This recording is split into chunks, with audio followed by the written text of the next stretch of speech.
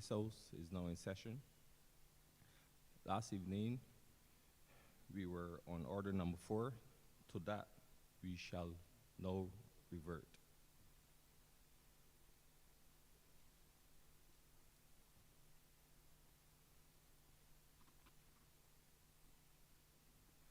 Honourable Member for St. James South.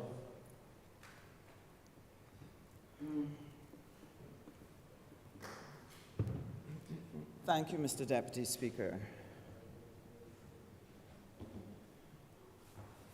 Mr. Deputy Speaker, I have the privilege of being part of a parliamentary team that has come to the nation of Barbados at probably one of its most challenging times. We are in the midst of a historic movement, in the midst of a historic moment that can forever change what is going to happen in Barbados going forward. What are the opportunities that Barbadians can look forward to? We're in the midst of great global challenge.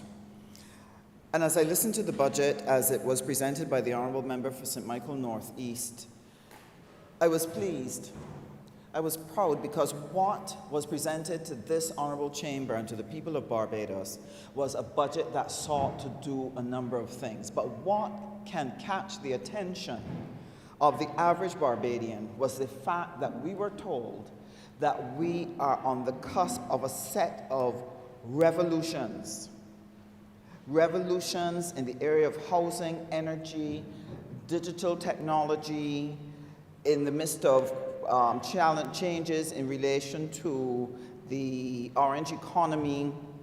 And sir, it spoke to me. It spoke to me because I asked myself the question, are we as a people ready to engage the revolutions? And we are presenting these revolutions to Barbadians as one, a response to the need for transformation of this entire society and economy. We are presenting these revolutions in relation to the fact that we are in the midst of the greatest global challenge and therefore we have to do things differently. And sir, because the aspirations of the average Barbadian are that they will have a good life and will have a better life than their parents and their foreparents. But here we are in the midst of a COVID pandemic, in the midst of economic challenges, supply chain problems, and the Ukraine war. The response of this government has been to present a budget to transform Barbados so that it is a place of promise for all Barbadians while addressing the challenges, while blunting the impact of the external shocks, as well as looking at how we can surge ahead to seize the new opportunities within the global space.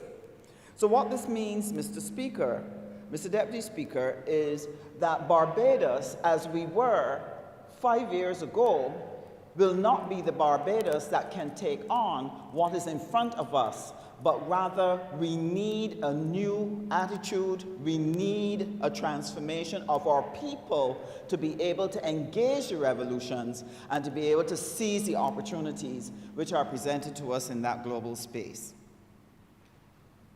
Within the housing revolution, you have the need for climate-resilient housing for lower-income families. So that lower-income families, for once, do not have to be locked into a situation where they're always renting or where they're always scotching at a relative or a parent, but there is a hope to own your own home. We have the energy revolution to provide opportunity for Barbadian individuals and enterprises to be able to invest and to participate in any wealth creation that is going to be able to take this nation forward. We also have, Mr. Deputy Speaker, a digital revolution. And the purpose of this revolution is to be able to broaden the platform for us to engage in trade, that we can attract more businesses, that we can build out stronger enterprises, so that young people who go into our schools, who come out with an education, make it our own and use it to overcome our limitations of size and overcome our limitations of distance. We also were told about the food and nutrition revolution. that we need to halt the ravages of the NCDs, which has been affecting the health of our families, which has been putting stress and burden on our hospital and health sector, and which has also affected the productivity in both the public and private sectors. And what has that meant for Barbados? It means that we have been losing close to $140 million annually in much needed income that we could put to very good use if only we were able to bring the NCDs under control. And then we have the Orange Revolution, where we need to bring a culture of creativity and innovation so that we're able to increase our goods, we're able to increase our services, but more importantly, that Barbados can actually offer solutions to the world that will have global appeal, and that these are the things that will help us to increase the earnings of our enterprises and provide those much-needed jobs for our citizens. Now, sir, as the Minister of State in the Ministry of Foreign Affairs, Foreign Trade, and the Ministry of Energy and Business Development, we have a role to play in helping Barbados make this revolution a reality. One of the things that the Ministry of Foreign Affairs and Foreign Trade is tasked with is to be able to broaden the reach and deepen the roots of the economy by creating more targeted engagement in the global space.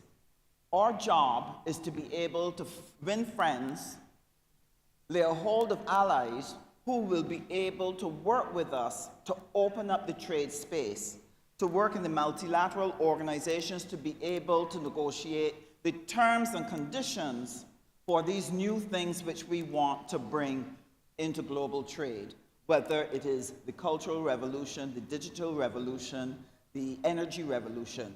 You have to have a space in which it can operate and have the rules and the terms and conditions that are conducive to allowing our small enterprises to be able to engage. And so this is what we have done. This is what we have been working on and will continue to work on. Some of the areas in which we work in order to create that space, at the CARICOM level, we work in COTED. COTED is an organ of CARICOM that allows us to deal with trade and development and economic development for our countries. And what is it we do? We work with our CARICOM partners to be able to agree on a set of terms, a set of initiatives that we believe will help us to do better in trade.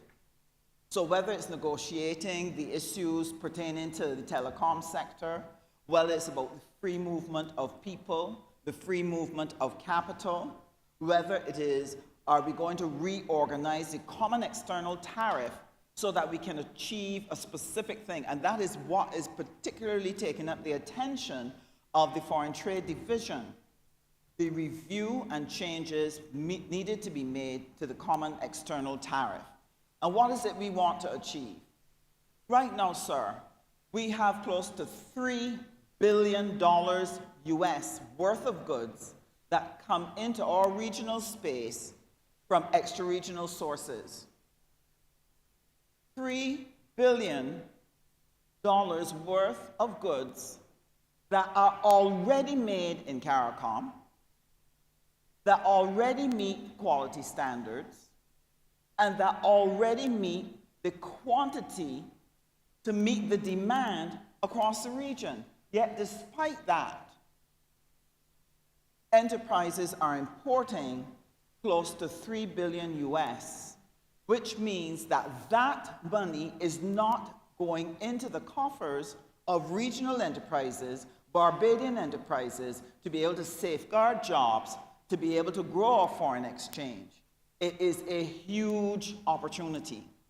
And part of what the Ministry of Foreign Affairs and Foreign Trade will be working on this year is how are we going to close that gap to ensure that we create the conditions that make the goods of CARICOM more attractive, and by extension, Barbadian goods, so that the growth of our enterprises now will provide the opportunities for our university graduates, for our entrepreneurs, for our technical people. This is the job that we have set ourselves to be able to work on. And to do this, we have to work with a number of people. We have to work with UNCTAD to help us with the research and the analysis. The World Trade Organization, we've got to preserve the space. And just to explain what we do in relation to the revolutions, if you look at investment facilitation, one of the conditions that the WTO would have put before member states was that with investments, you should not ask for local content. And what does that mean?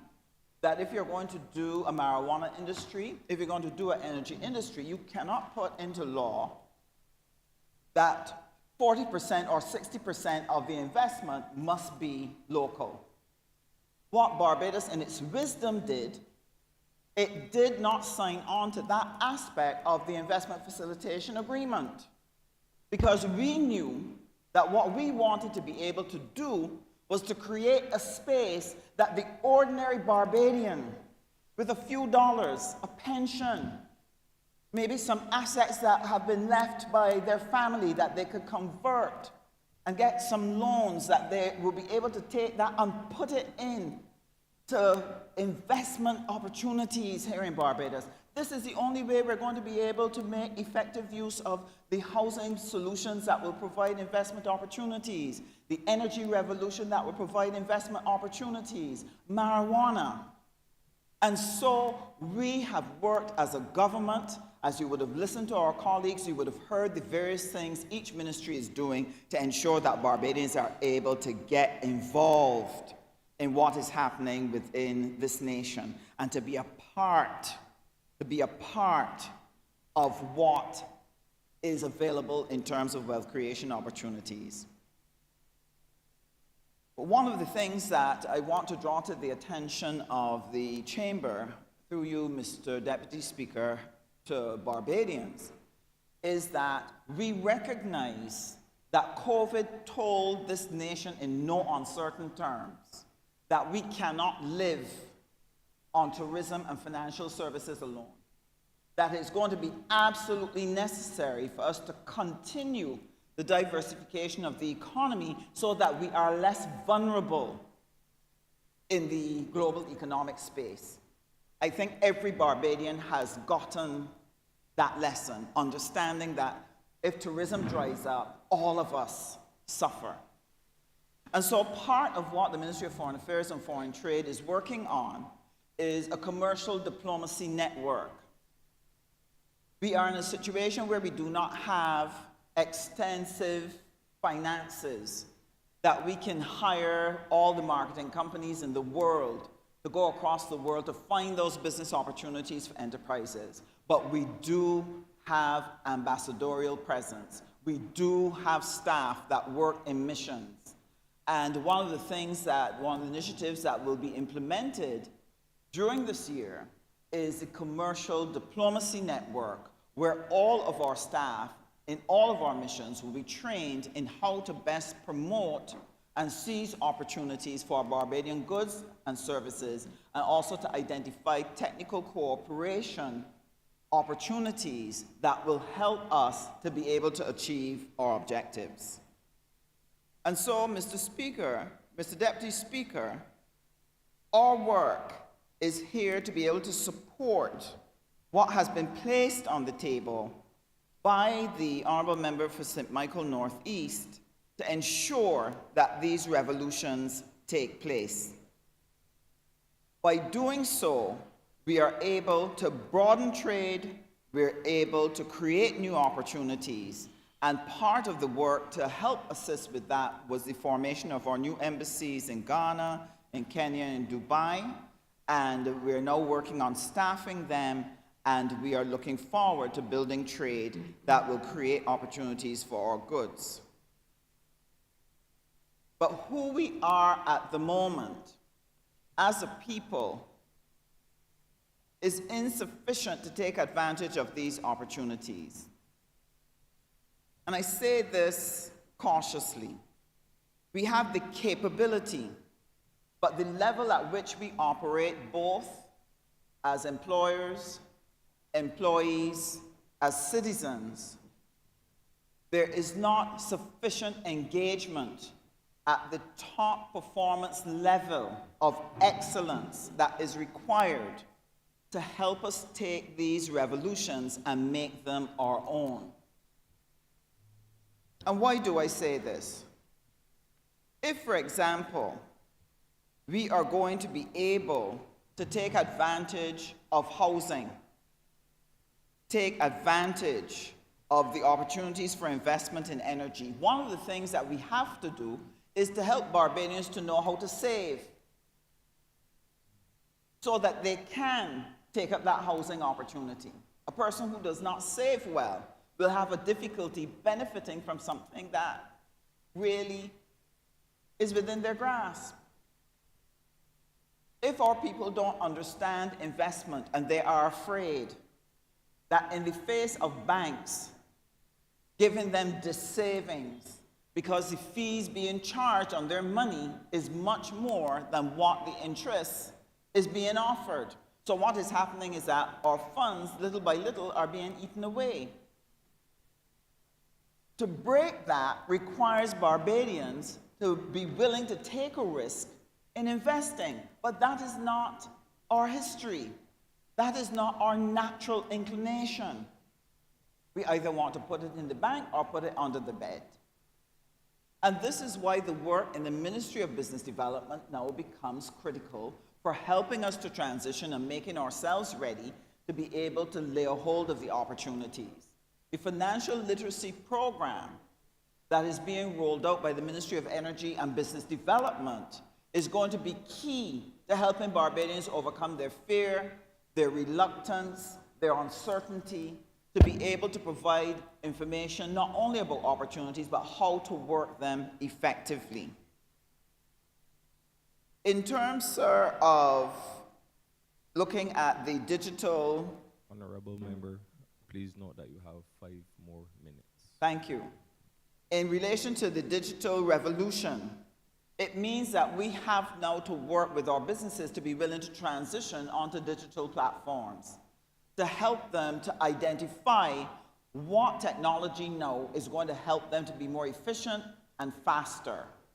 And therefore, I'm very happy to allow the Chamber to know that one of the products that the Ministry of Business Development is looking at putting out is a set of digital apps that will do 2 things. There's one that allows them, for example, to receive payments and take payments from people right away so that they don't handle as much cash as they used to. And then there is another one that allows them to be able to promote their business and to be able to create platforms for engagement with their customer in which they will be able to overcome the limitation of being only known in a small locale, but rather to allow Barbadians, and if we're able to get the use of that digital app to spread wider than Barbados, to have the rest of the world engage us so that they can begin to sell their goods, whoever it is, big or small, that they can actually have the opportunity to get more business. Now, one of the concerns, sir, is do we have the will as a people to make the necessary changes? I think particularly of food and nutrition, where we want to take control of the NCDs. Sir, this is going to take us as a people to build the discipline. All of the efforts of the Ministry of Agriculture under the Honourable Member for St. Philip South to be able to provide the food, to be able to allow us to reduce some of the processed foods that come into Barbados. If Barbadians do not exercise the discipline to change their eating habits, to change their exercise habits, that revolution is going to be in vain. If we are going to be able to attract businesses into Barbados, whether via the energy program, whether it's via the marijuana program, or the free zone that Barbados is looking to put out, unless we can present those potential investors with a cadre of workers who are not only knowledgeable and skilled, but who are extremely productive, if we do not make that transition, it will kill all of this hard work that we are putting in to creating the opportunities to attract those businesses. And that is why, sir, I want to point out that one of the things that must change at the level of workers, whether public or private, is the issue of absenteeism. Absenteeism costs the Barbadian economy hundreds of millions of dollars every year. Sir, even the abuse of being able to retire medically unfit, that has to be diminished because we need every able-bodied person to get up and go to work. That people, when they go to work, that they don't work until 11 or 12 and then cannot be found the rest of the day. All of these things will create a trap, will create risk for investments. And what will gradually happen, Barbados will not be able to attract high-quality investments. And what will that mean? It means that instead of presenting to the world a premier workforce capable of excellence, highly skilled, if we present one that is high cost, inefficient, then you will only attract low-paying jobs. And low-paying jobs do not match with the aspirations of Barbadians. So that's why Barbadians have to come to a new understanding of what work means and what they have to do in support of these revolutions. It also calls on enterprises, business managers, also to shake some attitudes that they too bring to the space. Mr. Deputy Speaker, you have situations where businesses do not want to expand. They just want to call out to government for help, but not bring the creativity and innovation and creating the opportunities for creativity and innovation within their space. And the end result is that they stay within the domestic space, increasing the cost of that good and service to the consumer without improving its quality or without bringing anything that brings added value or added benefit. And what this does, it weakens the capacity of our citizens to enjoy their lives, because their lives become more expensive without necessarily delivering better value and making their lives more enjoyable. And so we need a change in how people grow and develop their businesses. They need to improve their human resource management of their staff. They need to be able to motivate them, and motivating does not mean giving them everything they ask, but helping them to understand what are their best interests and making sure that those things are made available to them. Sir, we are going to need a people revolution in Barbados to be able to accompany the revolutions in energy, food and nutrition, digital, whatever revolution we bring. It must have a people revolution, and I want to appeal to every Barbadian, to every citizen. We are in this together. We can only benefit and profit if we all understand what are our responsibilities in supporting this very ambitious and forward-looking program, which has been offered to us in this budget. And I want to appeal to all the leaders across this country, whether you're in churches, whether you're in businesses, whether you're in community groups, whether you're MPs, that one of the things we have to do is to intensify our engagement with our citizens to help them to understand this new global environment, understand what is needed of them and what they can achieve, and work with those who are willing to make the changes so that Barbados can go onward and upward. So, Mr. Speaker, I want to commend this to the people of Barbados, and I want to thank you for your time that you've given me, for the time you've given me today, sir. Honourable Member for St. Michael South St. Trill.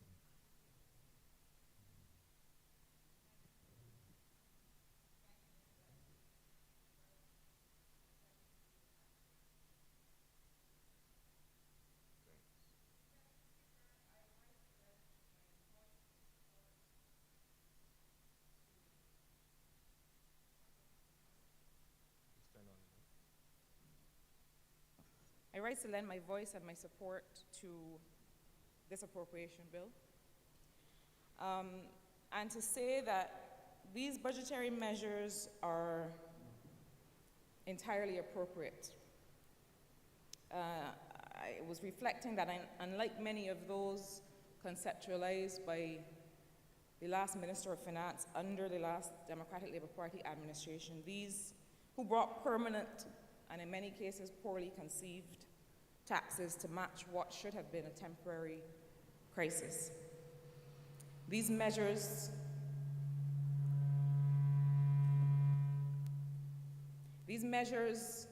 match the severity of now. These measures match the time in which we find ourselves, and these are largely, many of them, time-bound.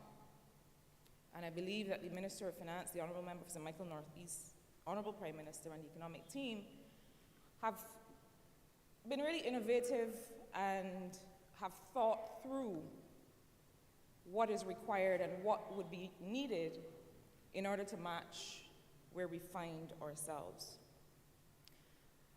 I think in particular with reference to the measures that address incentives for electric vehicles, I would say that perhaps one of the things the government is going to have to prepare for and contend with is the issue of the depletion of assets for vehicles that are powered by fuel, because it would seem to me that most people are going to try hurriedly over the next 24 months to get rid of those vehicles, and we have to figure out our capacity to be able to dispose of them. Similarly, I wanted to comment briefly on the pandemic levy that is attaching to corporations in certain sectors, and to note that unlike what some have observed or some have suggested, that it is a retroactive tax, it is not at all a retroactive tax. It is in fact a one-time levy that has to use some figure as a base. And that base figure has to be the earnings that were made, because it is being levied on earnings that were made at a time in the past. So I don't want us to confuse issues and refer to things as retroactive taxes when in fact it is a single one-time levy that has to use some figure, it has to use some baseline, it has to make reference to some earnings, and these are earnings that accrued during the period of the pandemic. And there's much more I could say that is favorable by way of the measures that we heard in the financial statement. But Mr. Deputy Speaker, I choose to use my limited time this morning to reflect on this financial statement and these budgetary measures from a bit of a different perspective. Measures are fine and measures are necessary, and they show or not show the ingenuity of a Minister of Finance or an economic team, as many of these measures have done. They have shown a certain level of ingenuity that I dare say we have not seen in economic teams, or certainly in the Ministry of Finance in the previous decade before 2018. But measures, sir, have to be undergirded by an economic structure, an economic belly. Measures sit on top, or hopefully sit on top, of a reliable business ecosystem and a reliable system of governance. Sir, I believe I can say without fear of contradiction this morning in this honorable place that there's no one who wants the economic plan referenced by these measures to succeed more than I do. There may be people who want them to succeed as much as I do, but certainly not more than I do. But sir, I feel I have to point out that it is time for us to really demonstrate that, as we have said countless times, that we are more than a tax and spend government. We are more than a tax and spend administration. And to the extent that this is supposed to be a growth budget, the Honourable Prime Minister talked about inclusive and equitable growth. I think we also have to talk about job-led growth. To the extent that this is to be a growth budget, I believe that there is a bread and butter growth and enfranchisement agenda that we have that is lagging. When I say bread and butter, I'm talking about some of the fundamental things that we need to address, either in terms of implementation, in terms of legacy issues that we met, that we have to address, and in terms of the enfranchisement agenda that we have mentioned that we have to catch up with. The first of these has to do with simple implementation and the business environment. Now, Mr. Deputy Speaker, the audacity of these measures presumes an implementation capacity in our government that I believe bears some consideration. And I use audacity as a positive word, is a word I like very much. These measures contain serious audacity, and I would expect nothing less from the Honourable Prime Minister and the team. But it requires us, therefore, to go beyond the passing of new transformational legislation and engineer our departments of government to be able to execute according to that legislation, and quite frankly, to be able to execute according to a common sense approach to doing business, and an environment where, sir, you will not always be able to find a critical mass of skills today, even as you are training for tomorrow. And in many cases, in order to fill that capacity gap, it means that we have to, understanding that we won't be able to hire staff and hire more skills or even find more skills, to be quite frank, that we want. So to show you what I mean, sir, let's take some examples from the 7-point medium-term transformation framework that was presented. And I start with the housing revolution. 1,200 housing solutions in the financial year that is covered by this appropriation bill.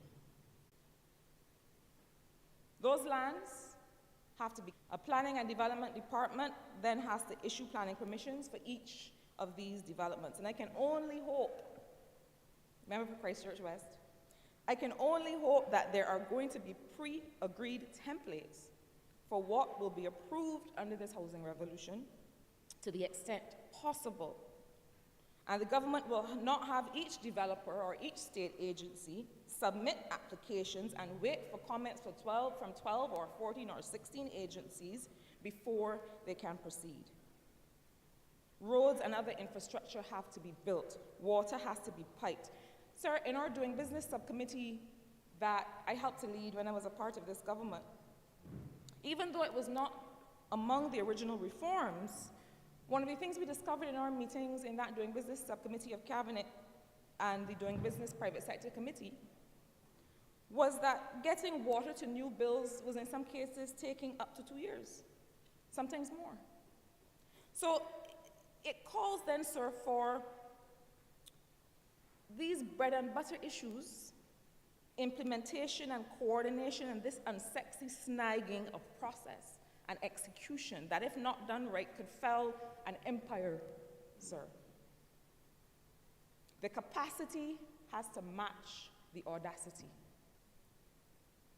And then there are the bread and butter legacy issues. We are building 10,000 homes, we say, but my people in Beals Gap, in Warner's Gap, in Bannister Land, in Delamere Land, in Carrington Village, want to know what is the status of the transfer of title on the tenantry lands that they occupy.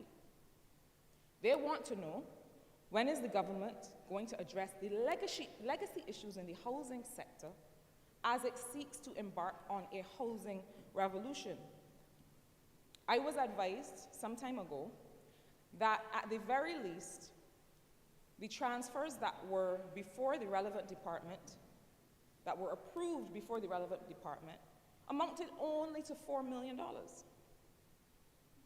And I would like to suggest, and I know that is not the full amount, that is only perhaps what is currently before that department, but I would like to suggest that we start there, because we would be enfranchising one part of the population and leaving marginalized another part that has been marginalized for many years.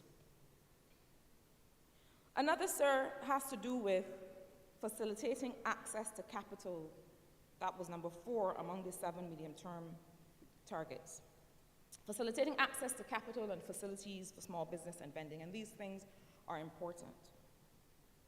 But I am concerned about what are our new models for financing innovation. I am concerned that we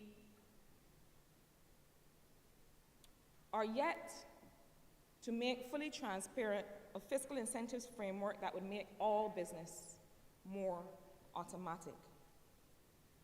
I am concerned, sir, that some of the instruments of enfranchisement that we speak about have not been fully conceptualized and have not fully come to fruition, and I'll come to that in a moment. And I'm concerned, sir, and I caution that if we introduce special economic zones in this country with special allowances for doing business on the inside of those zones, while these implementation issues persist for the rest of us on the outside, we run the risk of creating two Barbaduses. This country is small enough to fix it for everyone. And sir, then there is the enfranchisement agenda for growth. The member for St. Philip South made a stellar presentation in this chamber yesterday, and I take this time to congratulate him. It might be lie or respective ages, but I have to confess that I do feel quite proud of him. I expressed this to him. And the only thing I would highlight, and it has been a bugbear of mine keeping me up at night, is that even while the member for St. Peter and I talked all the time over the last 4 years about the issue of food and nutrition security. And nutrition security is something that I've highlighted for many years, and I'm finally happy to see it come into the nomenclature and the lexicon of the ministry. But it is actually food and nutrition security, and not nutritional security, because the security is not nourishing. It does not give us nourishment. So remember, for Sir Michael South, who is looking at me, will forgive me for being a little bit pedantic, but it bothers me to no end, and it should in fact be the Ministry of perhaps the Ministry of Food and Nutrition Security. That's my linguistics training, sir, that is getting in the way. Sir, Buju had a song that the member for St. Michael South and Southeast and several of us from that generation would remember well. I will not call the name of it. The first word starts with S, and the second word is persecution. But I will quote from it, because we've sang these lyrics all the time. And Buju said, if I remember for St. Michael South, I might sing it, but I don't think that's very parliamentary. Well, the topic in all of them conference hall is to persecute the weed from existence overall. Sir, when it comes to the medicinal cannabis sector, I similarly see this as an enfranchisement agenda that is lagging. And this is not at all, and I made a disclaimer earlier, this is not at all to minimize the tremendous gains that have been made in the agriculture sector, for which I congratulate the minister. This is not at all to do that. But we came to service with this as a flagship sector. And while we are burning fields of marijuana and publishing them and publishing the news with pride, it is a sector that feels impenetrable. The sector feels impenetrable. I do not know, and I cannot advise anyone, what is the clear and accessible process for getting involved somewhere in this sector. We have said that we are going to enfranchise the Rastafari community to the extent that they want to be involved, and I hope it is not just through bulk commodity growing. I hope it is through value added. I hope it is through being in different parts of the value chain, etc. But it does feel like some kind of strange dissonance to be showing fields of marijuana being burnt to the ground as a law enforcement response. I don't want to get in trouble with law enforcement in Barbados. Police and I get along really well. But we have to address this issue because it does seem, including to me, one of the people that occupy this honorable place, as if there is a dissonance there. The sector, are people getting licenses? People are calling me, Mr. Deputy Speaker, asking, when can I receive a license? What does it mean to be involved in this sector? How do I get access? And we cannot answer. It is a part of the bread and butter growth agenda that is lagging, and our capacity has to match our audacity in this year, 2022. We have spoken for years, sir, about unit trusts and special purpose vehicles and the role of the credit unions in people's investment and participation in the renewable energy sector and in other sectors and in tourism investment. But we need the instruments. These things are eminently doable. Where are they? And I do not say this to suggest that this government has not been working. I know this government has been working because I was a part of this government that has been working. But it is to say that we cannot really speak to a job-led, inclusive, and equitable growth if we do not once and for all create the instruments that are going to get us there. And sir, I want to say something as well about the health measures. These, sir, I believe, have to be taken carefully. And I believe we have to be wary of all or nothing approaches and the demonization of certain categories of food. A pear, what we call a pear, what the member for St. Michael East and I and the member for St. Michael South and I call a pear, the member for St. James Central might call it an avocado. But that, sir, that avocado is mostly fat. It is healthy, monounsaturated fat. It has fiber, it has magnesium, it has a lot of great things, other things, selenium, other things that highly recommend it. But it is mostly fat. And there was a time when fat, dietary fat, was the devil. And in fact, the current sugar addiction that the world suffers was created in the height of the low-fat revolution, if we recall. And that revolution was all based on lobbying by big business. Sir, jelly beans were stamped with a low-fat label and presented as health food in the height of the low-fat revolution because big business and lobbyists wanted to use this opportunity to get their products ahead in the market.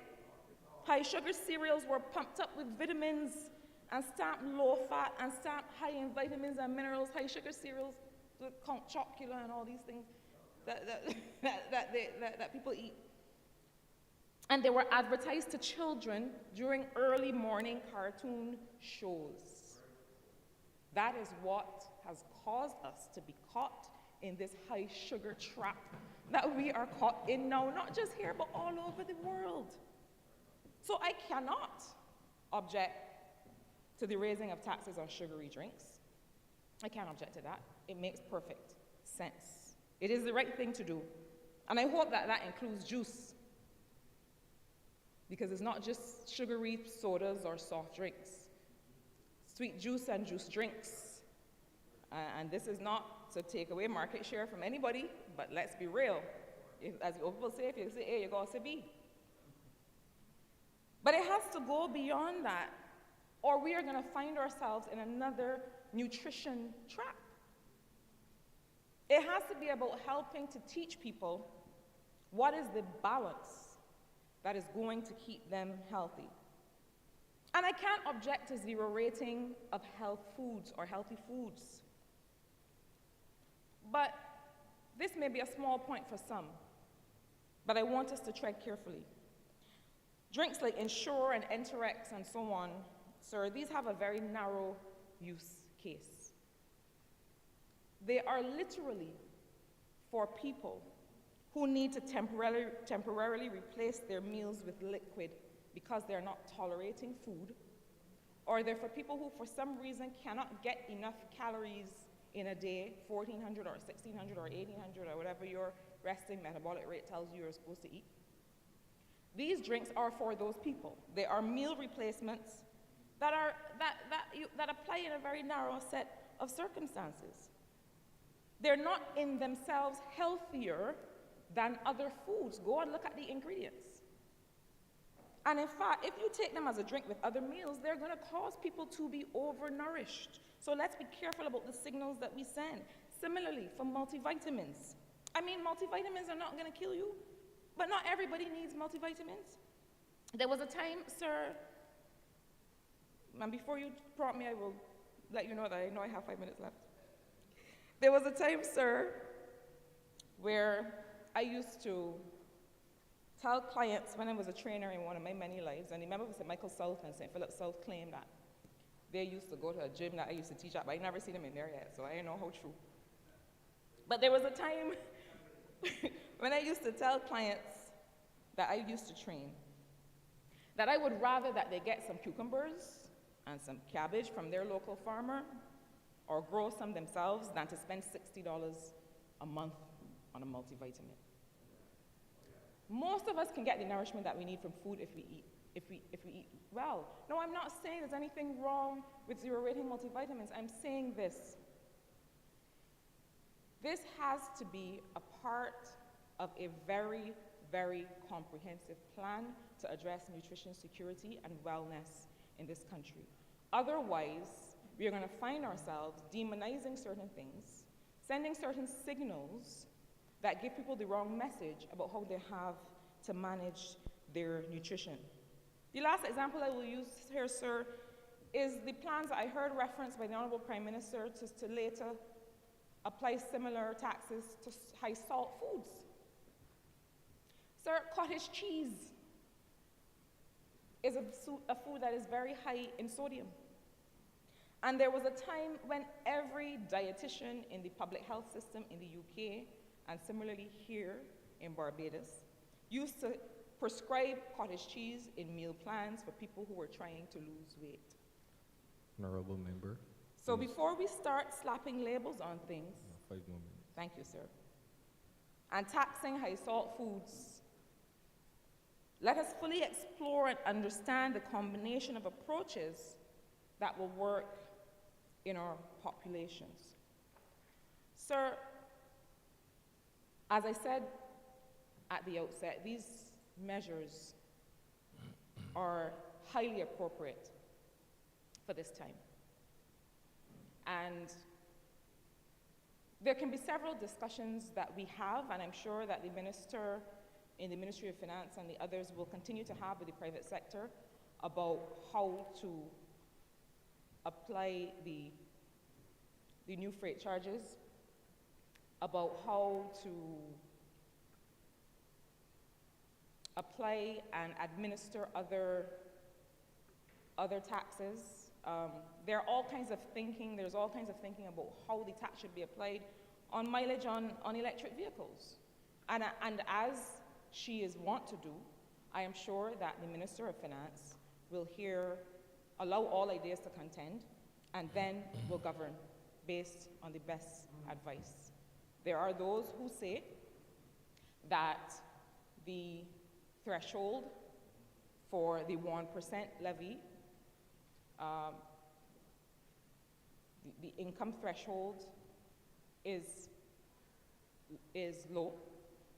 There's some who suggest that it should also be tiered, and so that it should not just apply as a flat rate from 75,000 up, but it should apply at different levels as you go up. But we who have been practitioners know about some of the administrative issues of making a tax too complicated.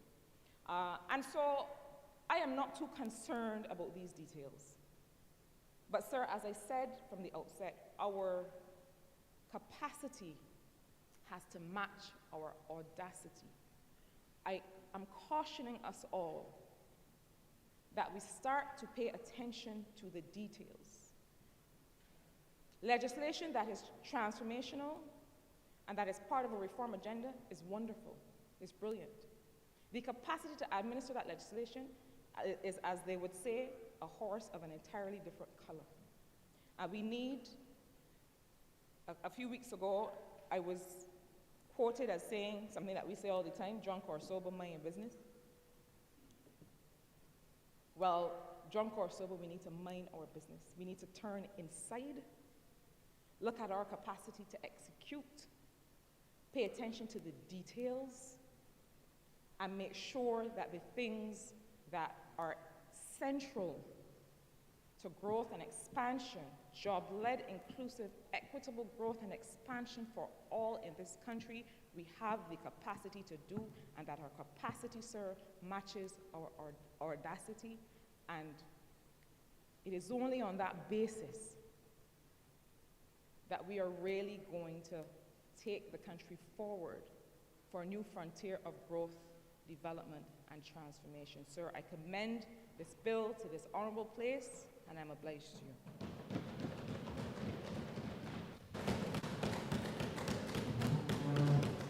Honourable Leader of Government. Thank you, Mr. Deputy Speaker. I beg to move the suspension of the House until 20 past 11. Until 20 past 11. The question is that this House be suspended until 11:20 a.m. All honourable members in favour, please say aye. All against, please say no. I think the ayes have it. This House is now suspended until 11:20 a.m.